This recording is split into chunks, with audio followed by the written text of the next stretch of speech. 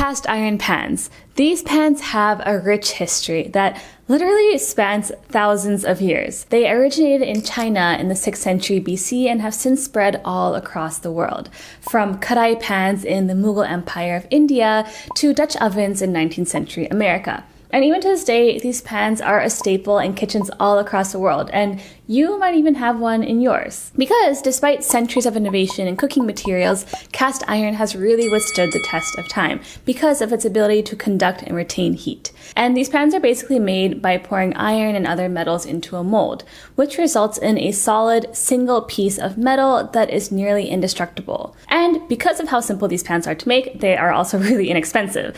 This pan that I got from Lodge maybe 3 years ago at this point only costed me $20. So if there's one thing you need to know about cast iron pans, it is seasoning. And not this type of seasoning, but rather the process of baking in thin layers of oil into the small crevices of your pan, which makes the cast iron more slick and non-stick. And over time, you'll continue to build up these tiny, tiny layers of seasoning. And this means that your cast iron will only get better with time. It'll get more durable, more rust-proof, and most importantly, more non-stick. Okay, speaking of which, let's go season our pan. First, get a rough sponge, such as steel wool or the rough side of a kitchen sponge. With just some regular dish soap, give the entire pan, including the bottom and the sides, a good scrub. Then thoroughly dry the pan with a washcloth. Next, seasoning. Start with very little oil, just a dab on a washcloth like you can see here. And spread that oil in circular motions across the pan. And any kind of oil here is fine, I'm just using olive oil. And so basically just keep on scrubbing the oil with the washcloth as if you're trying to remove the oil that you just added, which is counterintuitive, I know. And once you don't see any more oil depositing, add a tiny bit more and repeat the process across all surfaces of the pan. And the key here is to have a very thin layer of oil for your seasoning. So if your pan looks shiny or greasy, you probably put on too much. So we now need to heat the pan for enough time for that seasoning to stick. Place the pan face down in an oven that's preheated to 450 to 500 degrees Fahrenheit.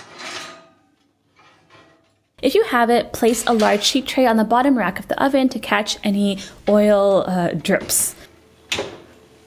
Then let this bake for around an hour, and then switch the oven off and let the pan sit until it cools down. And from here, you're free to repeat this process as many times as you want before you use your pan, based on how much free time you have and your social life. I think I seasoned mine twice, and it worked out perfectly fine.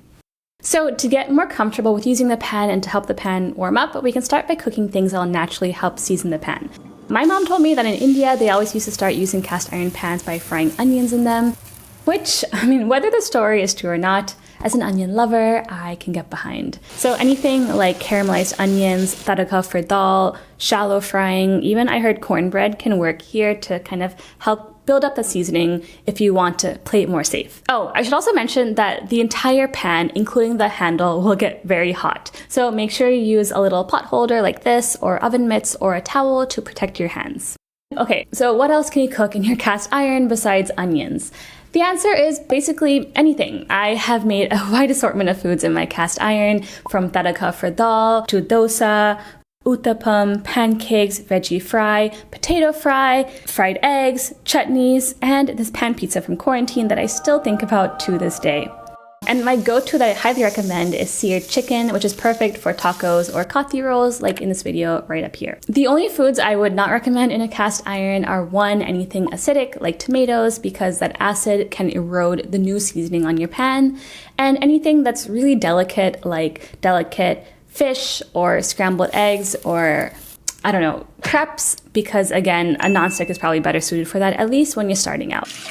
Okay, great. Now we have this delicious meal, but what do we do about this mess? Well, first we can add some water to a pan and heat that on a low to medium simmer to loosen up all these little crispy bits. Then, once the water is boiling, you can scrape off any stuck-on food with a spatula.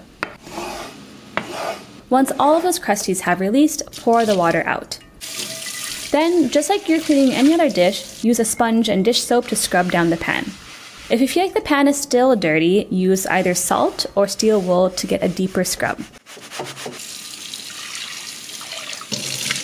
Whatever you do, as long as you don't soak your cast iron overnight in the sink, and as long as you don't put it in the dishwasher, you are golden. Because prolonged exposure to water will cause the pan to rust due to the water reacting with iron. Anyways, once you've scrubbed the pan, dry it with a towel and put it back on the stove. Add a tiny bit of oil onto a washcloth and scrub it into the pan, just like we did in the seasoning step at the beginning. So then leave the pan on the stove for 15 to 30 minutes, then turn off the stove and you are done. I know this does sound like a lot of steps, and it kind of is a lot of steps, but over time this will kind of become part of your cooking ritual. And to me, the value of having a beautiful cast iron that I can use for years and years and years is worth having a few more dishes to do. At this point in the video, you might be wondering, what is the point of all this work?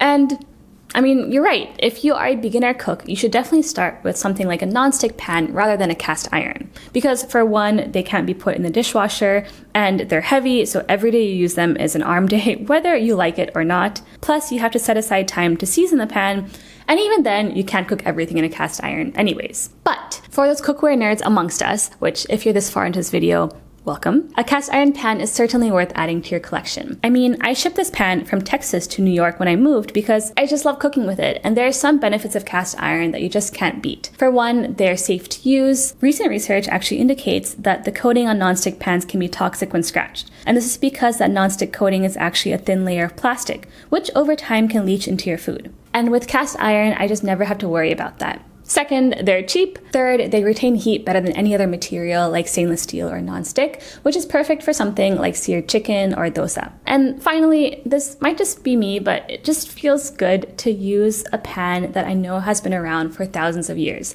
I mean, this is probably the type of pan that my grandma, my great-grandma, and generations before them used, which for me, it just kind of feels special to be part of the little piece of culinary history. And that is it for today's video. I hope you liked it and learned something. And let me know down below, what is your favorite type of pan? Do you have a cast iron?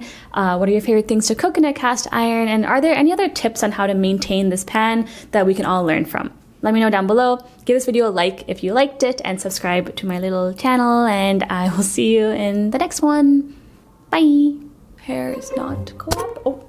Oh no. This mess. What do we do? Beep. Bye.